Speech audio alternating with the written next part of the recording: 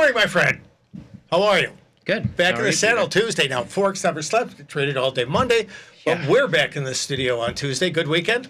Great Long weekend. Yeah. Rested? A little bit rested. Yeah. See, that is... I know. Should have okay. rested more. I tried. Yeah?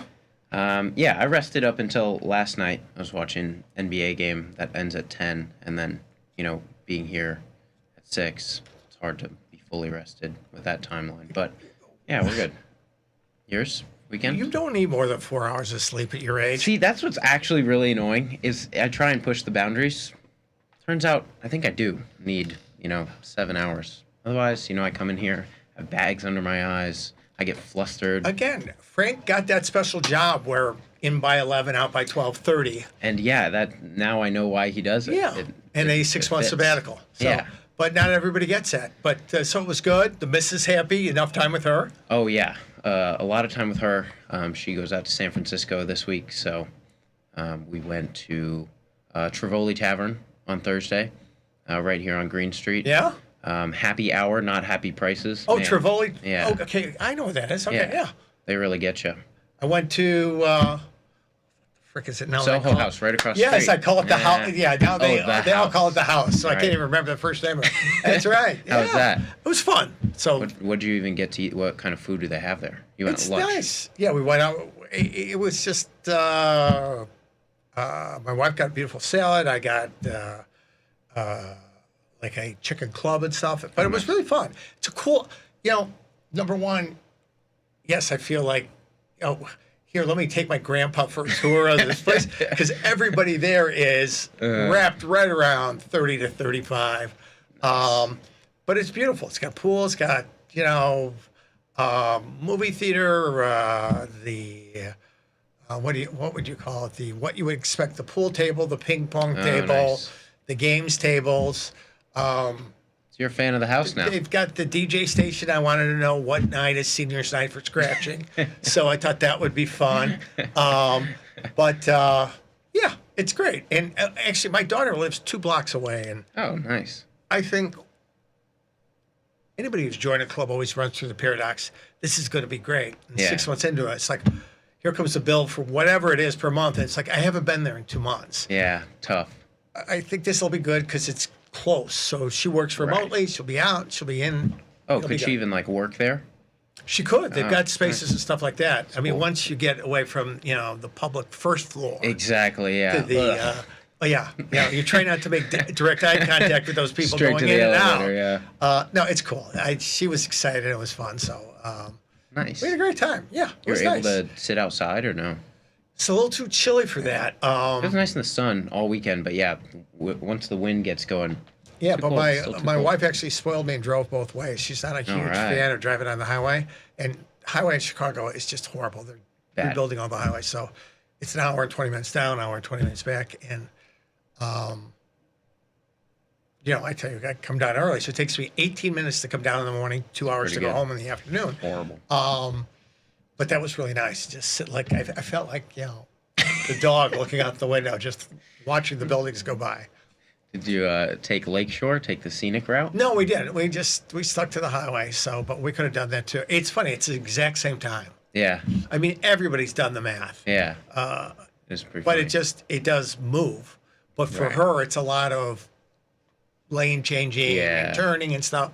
So that was honestly, as you know, driving Lakeshore Drive when you get to Yeah. Rogers Park and stuff, it gets a little bit more combative. And you gotta watch the potholes the whole time. Yeah, and the bicyclists. Yeah. Did you do any grilling yesterday? Any new barbecue? We did do some grilling. Yes, it was nice. So it was really a relaxing, good weekend. So no complaints. Nice. Yeah. I didn't do any traditional Memorial Day stuff, but went to the Frida Kahlo exhibit. Oh, at the look Art at Institute. you, That's pretty culture. I try every Yeah? once in a while. Very nice. Try and clock in. Now, was that a Mrs. event? It had to be a Mrs. That event. was a Mrs. event. Okay. That was nice. That was fun. Now, All my did you friends were out of plan town. it or did she plan it? I planned it. She wanted to go to this exhibit. Oh, very good. She is Mexican and Frida Kahlo, Right. great Mexican painter. So she was excited about it. But it was cool. Yeah. We may be seeing another Oh, don't worry. My Saturday was full of debauchery. Okay. Had a birthday party. Went all out and about. Got wings in Lincoln Park. Bird's nest. Very good. 12. I don't know how debauchery and birthday party go together, but let's Well, stick the birthday. with that. Yeah, the birthday party. Starts at 3 p.m. So then you're already rolling. Oh, okay. And So then you just in bounce other around. words, what is the breathalyzer measure? Parts per million of whatever it is? Yeah. That was already spiking by 4:30. Exactly. Gotcha. So it's Yeah. an endurance test by that And point. the wings place Hey, had $12 pitchers. I mean, is the concept still Red Bull and something, or have they moved down from that? I try. I actually do like my heart, and want Okay. it to keep ticking for All a right, while. so you stay away from I try and stay away from Gotcha. any Red Bull, Monster, concoctions. You should ask Bridget if you ever have her back on the show what her Monster drink of choice is. Oh, I can only imagine what Little B. I mean, she almost knifed somebody coming out of a pizza parlor last weekend. She really has gone. She's gone full gangster on us. Yeah, watch out for her. But yeah, So we start again. We had a shortened weekend, Monday holiday here, holiday in UK too. So thin around the globe. But yeah. What was their holiday? it was Same thing. It's funny because I talk to these guys all the time, and it just says bank holiday, so I didn't even ask what it was. No, I think they do have a couple of those run of the mill. Just call it a bank holiday. Yeah, I'm not sure. It's interesting on the line, but thinner markets across the board. Yeah. All the action for the most part was Sunday night. The tariff announcement that Europe was not going to be hit. Given more time, he had a good phone call with them and liked them. That guy he's pretty good at phone calls. He has a lot of good calls. Again, I don't have that many good phone calls. He had a fabulous call with Vladimir Putin, and then he shot 700 missiles at the Ukrainians. So I don't quite get how that all works, but again, let's not go too far off the rails. Interesting, though, S&Ps were up.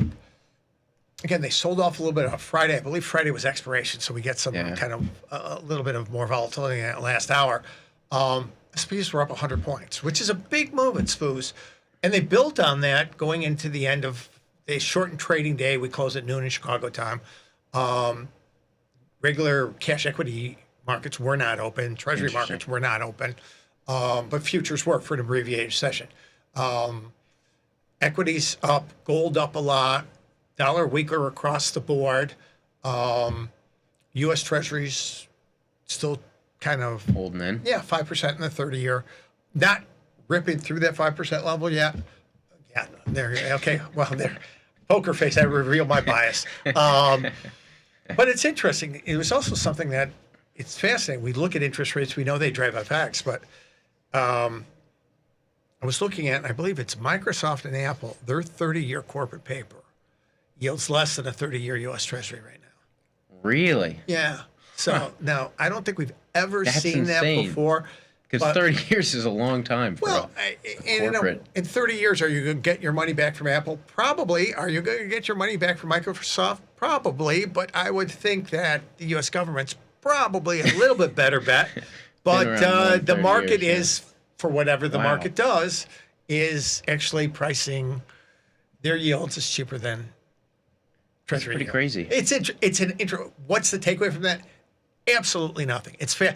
The crux of the analysis I had read was that U.S. Treasuries are very cheap right now. Right. Yields relatively high, considering that they are the best form of guarantee. It's an interesting take. Yeah. But we'll see how that shakes out. But definitely play through the dollar. So we hit all these markets, and in typical fashion, once the UK came back in, and we saw that 2 a.m. shift, it took a little while, but S&Ps are now trading lower. Some of the things that rally, like euro, we had a euro that was up, is down. Sterling was up, we were back above 114. Oh, wow. We're back to 113.50. Sterling giving back a fair amount of ground. Yeah, I mean, but this is still, one to watch. I mean, I think this is 3-year highs? Yeah, anything above 135. Yeah, dating back to really start of 2022. Absolutely. And we talked a little bit about dollar yen up a little bit. I I mean, That's up a little, but it's going. again, right. The 142 held, and this was one where I thought maybe they would finally challenge 142, and we got down there right at the end of Sunday night and Friday afternoon, really, really thin. They put a little bit more sale into it during the very abbreviated, very thin Monday session. But at what time did that rally start to take place then, Glennie? 10 last night, 11. Okay, yeah. So Yeah. right about that same time window. This is a big move, though. Yeah. In Delegate. Big move that takes us. Here's the context around holidays, though. Sometimes we see this happen. They take that markup of just the thinness and everything, and they take it all out. They did so in this case. So where are we back to? Basically, where we spent the bulk of Thursday. Yeah. And most of Friday. So is it a huge move? Does it say anything to me? No. It's just they tried as hard as they could to stress the longs in this market. They tried to stress the shorts in euro. They tried to stress the shorts in SPUs. Whether or not it sits, we'll see. But it is surprising because this is, I presume, on Friday here, this was the kind of EU tariff announcement. We're not only back through that, but we're at, the midweek highs of last week already at 144. So through that completely in the S&P, I was checking this morning, we're about the same. Right? What's your takeaway about that bar around tariffs? I mean, it was interesting because that bar lets you know that there is still movement around these announcements, no matter how far out they are. I guess this one would have been, 2 weeks out? Right. It would have been in June. And then, throughout the whole day, respecting that kind of move, but now they're testing it a little bit more. And now a popular... That's exact. There you go. Good for you. That's absolutely... Number one, the headline had an 80 pip move, not a 180 pip move. Right. And yes, the market digests it, but it's taking less than a day because I don't count yesterday. Yesterday was a trading day, so when I say I don't count it, it just wasn't full swing.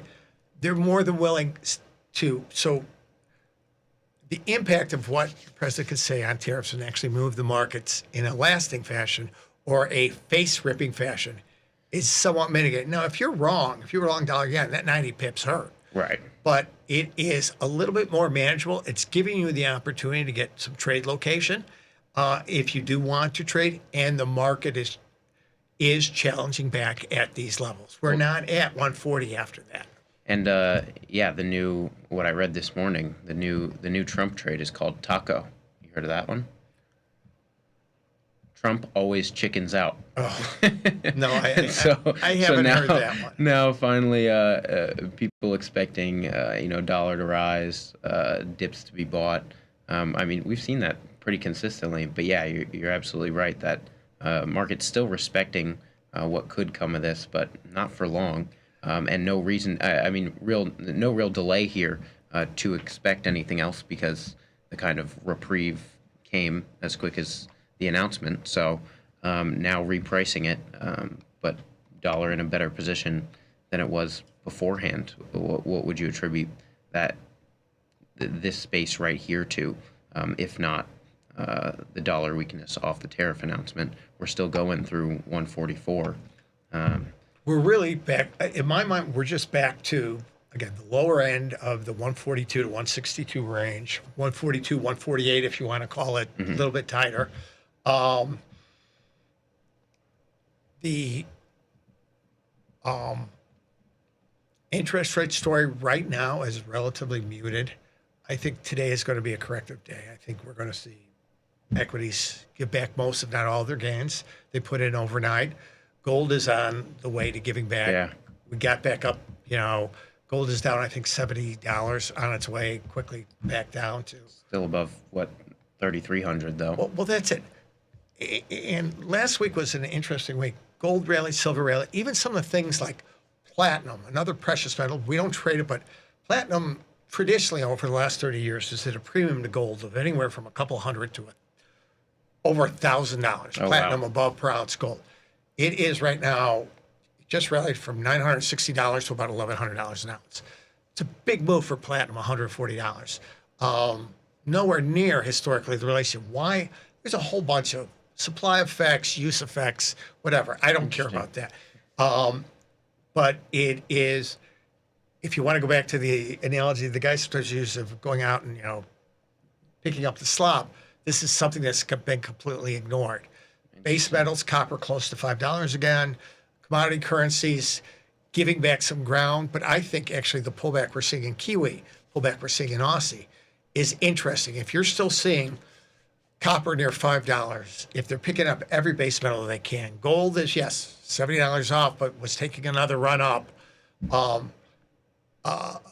Some of these pullbacks, so you look at everything's pulling back right now. Well, what's interesting?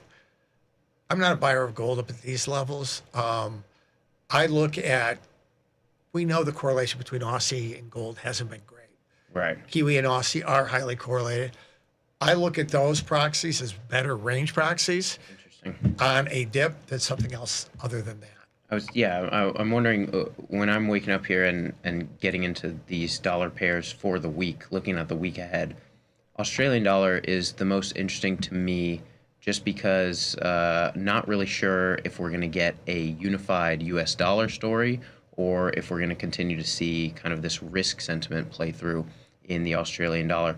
What do we expect here? I mean, we've seen Australian dollar move much more correlated to U.S. equities in the past 2 months. This week, we have some lighter economic news. We're gearing up for PCE inflation on Friday, but we've got NVIDIA day tomorrow.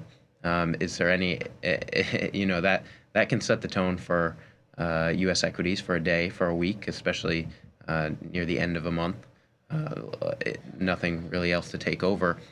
Do we think that this Australian dollar will move with the stock market at all this week, or will this be some of the bond shakeout from last week, U.S. dollar unified against all these major currencies? It's a good question because, yes, NVIDIA will move. I mean, NVIDIA is up 2.5% on some this morning.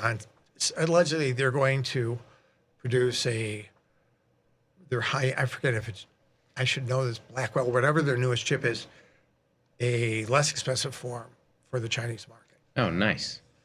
I don't know how you do that, given tariffs are a zillion percent. And,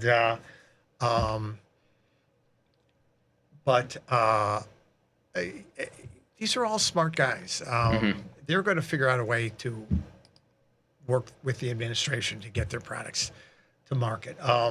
The long-lasting effects, I look at NVIDIA, I look at their IV rank right now, and I'm like, I don't want to trade earnings with IV rank of, I think it's 31%. Maybe it's a little bit more today. That's going to be a tough one. Will it have a knock-on effect? I think we'll obviously to NASDAQ, to Mag 7, sure. I don't know what the story is here for currencies right now in terms of what they're going to do with equities. I do look at market structure right now. If we trade a little bit lower on that for some reason, Aussie's still back to, again, a little bit cheaper than the highs. Kiwi's back to a little bit cheaper than the highs. A pullback in euro to 114 doesn't seem appreciable, or sorry, 113 doesn't seem that cheap to me. So in a nutshell, for me, dollar's holding on to the bulk of the currencies are holding on. The dollar is not getting bought up for any long. I mean, we fell from 115 to 111. That was a great 400 pip pullback. If you're a contrarian, that is getting paid in a very handsome fashion. Now, you didn't have a lot of time to take it. Right. You really didn't. You, No. you had a day and a half. And again, nobody pins the low. Nobody buys the 110.63s. Yeah. But 111 and a quarters, 111 and a half, you had 2 days to make that decision off of if you had sold it anywhere above 114. Nice scalp. We're right back up to that level again. Bitcoin's 110, 112. Gold's holding on the bulk of its gains. Stuff that's had no love is getting love, like platinum. I am less inclined to think that there is going to be a vast shakeout that And even if treasuries do cross through that 110 level, I don't think we're going to see a great shakeout to the downside in euro here. So I think what we have for us as traders, we still have volatility driven unknown unknowns. That's the tweet. They're less impactful. So I can get in and not necessarily get put to the test for everything right away. Yeah. And we're seeing the market challenge that. And what I mean by challenge is that they're giving back that algo-driven run and willing to eat at that a little bit. That means there's a better two-way trading environment. If you want to buy one, we'll pull back 100 points in a day here. Statistically, this is giving it to you. But I think it's going to take a lot for us to get back above the highs. And I think we've got a really defined good range here. So I think you can see that through sterling, for me, I look at sterling and yen. I have a bias to be short on rallies. Aussie and Kiwi, I have a bias to be short. I have a bias to be long on dips. Based on market no macro structure, because macro's not telling us a story. Right. Because weirdly enough, you would think with equities, correlations would normalize. They're not. That's the troubling part to me. That correlation, and it takes time for correlations to normalize, but they're not. Everything hasn't snapped back. So I look at these as more independent occurrences than I would otherwise, and just want to range trade them. But you bring up a good point in thinking about these markets that way as well, because if you're trying to trade the U.S. dollar storylines, you're kind of stuck there when you land on these markets, because you're forced to decide, get more granular. Right. Which currency paired would you like to trade? And there, if you're just holding on to headlines, it's much harder to delineate, where exactly to get that U.S. dollar exposure. Right. And you did a great job breaking down. And I think we're running around, but this is a great time too. And go to the calendar's light, if I'm not mistaken. We've got FOMC minutes; those are pretty backdated. Right. PCE on Friday. That's about it. This is end of the month stuff, so it stinks. But Friday, true. We don't start June on Friday, do we? No. Okay, so this will be nice because I love trading end of the month. We seem to get good FX flows. End of the month on Friday means even more elasticity. Yep. So this would be setting up to see how the market trades through that. This is probably the biggest event we have. Agreed. But we'll see. I mean, we've seen we'll get some shakeout here from the long weekend. Yeah. And maybe that means that we aren't as tightly wound up in anticipation of a Friday release, and hopefully we get some organic. Yeah. And when I talk about month end, don't worry about month end right now. Friday morning, take a look, and then decide if you want to kind of play that game around rebalancing. But this is the one data event to watch. Again, the bigger macro event probably is NVIDIA earnings and whether or not we hear more on the trade front. But that all means good stuff for us, good two-way action. You've got some markets at multi-year extremes. Yep. You've got some within 10% of their multi-year lows, depending on the dollar pair you pick. I love those kind of choices. Yeah, a lot to look forward to and a lot to trade this week. So stay tuned here on Tasty Live as we take it away on this Tuesday morning. Thanks for watching, guys.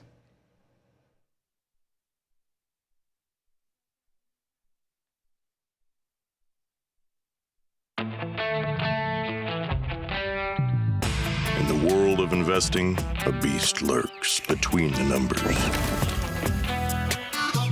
Some watch from the safety of the sidelines, but others saddle up and ride that one-ton rowdy ribeye for all he's got. If that's you, join us on Tasty Trade, named best online broker for options trading. Genius loves company.